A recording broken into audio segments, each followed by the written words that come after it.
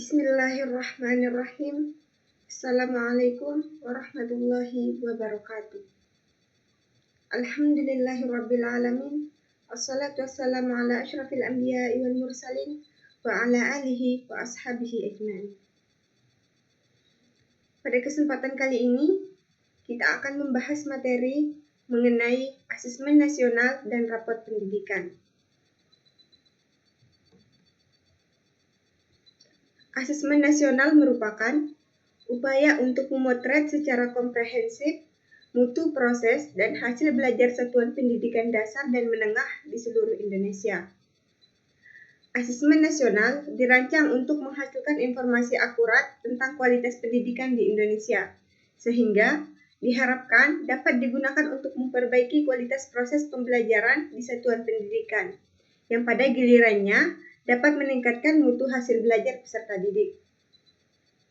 Salah satu komponen hasil belajar siswa atau peserta didik yang diukur pada asesmen nasional adalah literasi membaca dan literasi numerasi atau literasi matematika. Asesmen ini disebut sebagai asesmen kompetensi minimum atau yang disingkat dengan AKM karena mengukur kompetensi mendasar atau minimum yang diperlukan individu untuk dapat hidup secara produktif di masyarakat. Asesmen kompetensi minimum. Pengertian asesmen kompetensi minimum. Asesmen kompetensi minimum merupakan penilaian kompetensi mendasar yang diperlukan oleh semua peserta didik untuk mampu mengembangkan kapasitas diri dan berpartisipasi positif pada masyarakat. Terdapat dua kompetensi mendasar yang diukur oleh AKM atau asesmen kompetensi minimum, yaitu literasi membaca dan literasi numerasi. Adapun tujuan asesmen kompetensi minimum adalah asesmen dilakukan untuk mendapatkan informasi mengenai capaian siswa terhadap kompetensi yang diharapkan. Asesmen kompetensi minimum dirancang untuk menghasilkan informasi yang memicu perbaikan kualitas belajar mengajar, yang pada gilirannya dapat meningkatkan hasil belajar peserta didik. Adapun komponen asesmen kompetensi minimum terdiri dari 3, yakni yang pertama konten, kemudian yang kedua proses kognitif, dan yang ketiga adalah konteks. Laporan hasil AKM tingkat kompetensi literasi membaca. Yang pertama, perlu intervensi khusus. Murid belum mampu menemukan dan mengambil informasi eksplisit yang ada dalam teks ataupun membuat interferensi sederhana. Kemudian yang kedua, berdasarkan dasar.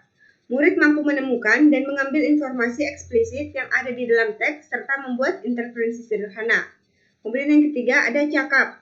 Murid mampu membuat interferensi dari informasi implisit yang ada di dalam teks, mampu membuat kesimpulan dari hasil integrasi beberapa informasi dalam suatu teks.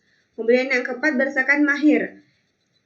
Murid mampu mengintegrasikan beberapa informasi lintas teks, mengevaluasi isi, kualitas, cara penulisan satu teks, dan beberapa reflektif terhadap isi teks. Laporan hasil AKM tingkat kompetensi numerasi. Yang pertama, yang memerlukan intervensi khusus. Peserta didik hanya memiliki pengetahuan matematika yang terbatas. Peserta didik menunjukkan penguasaan konsep yang parsial dan keterampilan komputasi yang terbatas. Kemudian yang kedua, dasar. Peserta didik yang memiliki keterampilan dasar matematika, komputasi dasar dalam bentuk persamaan langsung, konsep dasar terkait geometri dan statistika, serta menyelesaikan masalah matematika sederhana yang rutin. Kemudian yang ketiga, cakap. Peserta didik mampu mengaplikasikan pengetahuan matematika yang dimiliki dalam konteks yang lebih beragam. Kemudian yang keempat, mahir. Murid atau peserta didik mampu bernalar untuk menyelesaikan masalah kompleks non-rutin berdasarkan konsep matematika yang dimilikinya.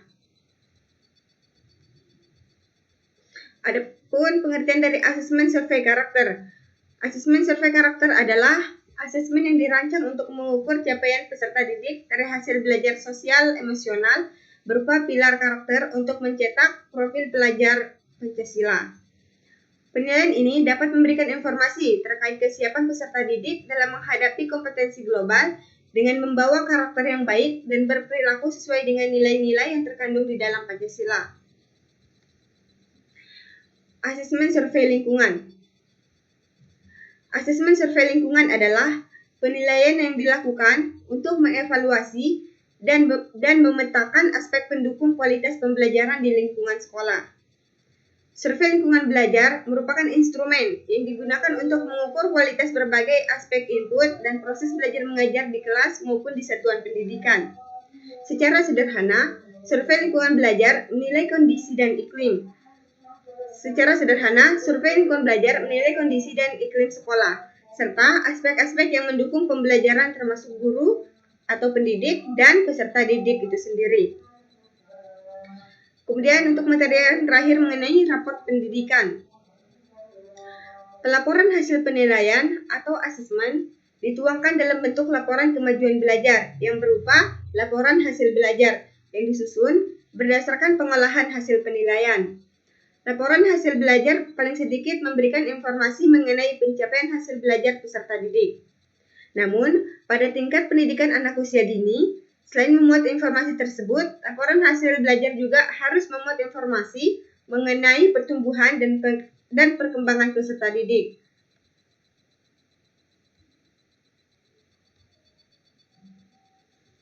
Mungkin itu saja yang dapat saya sampaikan pada kesempatan kali ini, dan semoga bermanfaat. Assalamualaikum warahmatullahi wabarakatuh.